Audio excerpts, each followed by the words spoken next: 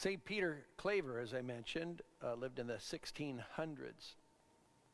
And as a Jesuit Spaniard, came to the New World to be an evangelist, a missionary, to proclaim the gospel. And he did that to everyone. He provided that ministry for the sailors in the seaport town of Cartagena. He served the planters, provided whatever spiritual teachings, mostly Catholic, a lot of colonists. So he provided general ministry. But the thing that he's most known for is that, as I mentioned, when these slave ships would come in, which were just, deplorable, inhumane conditions, people were human beings. African slaves were chained to their beds and not cared for, and many died on the journey over here, 1 in 10 or worse. And sickness and disease, all that. So he would go immediately into the hold of the ship and then start caring for people. And of course, then they're unloaded, but again, not like human beings, but like cattle. And the sick who couldn't even stand, they would just lay on the ground, the slave traders. And he describes where he noticed one time he came upon this and saw them. They were laid to keep them out of the mud, they were put on a pile of bricks and tiles. So again, horrible conditions. And they got some wood planks there, he and his colleagues, and just provided something. And he would minister them, with the issues, the things that were available in the day, in the 1600s and the colonial part of the New World. But still, the best they could, trying to provide some care.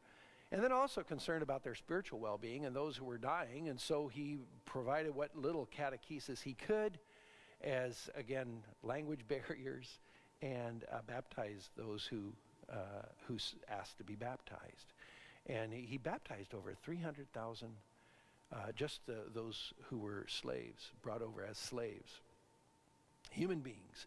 And so he's held up as a great advocate for just the fundamental human rights. And this was after, probably 100 years after Pope Innocent III had already condemned the slave trade. That was reiterated in the mid-1800s by Pope Pius IX, whose image is in our stained glass window. He's here because he also declared the dogma of the Immaculate Conception. But he condemned the slave trade during right before the American Civil War. So it was a time of great human suffering that he responded to. And so the American bishops, they have this committee on racism, and they recently published a document on racism 2 years ago.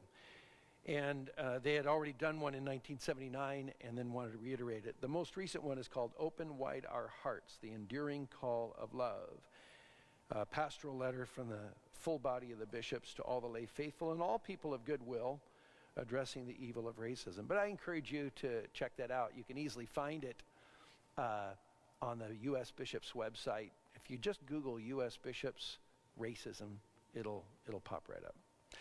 And this Bishop Shelton Fabre is the bishop. That's a French last name, but he's African-American bishop of Huma-Thibodeau in Louisiana.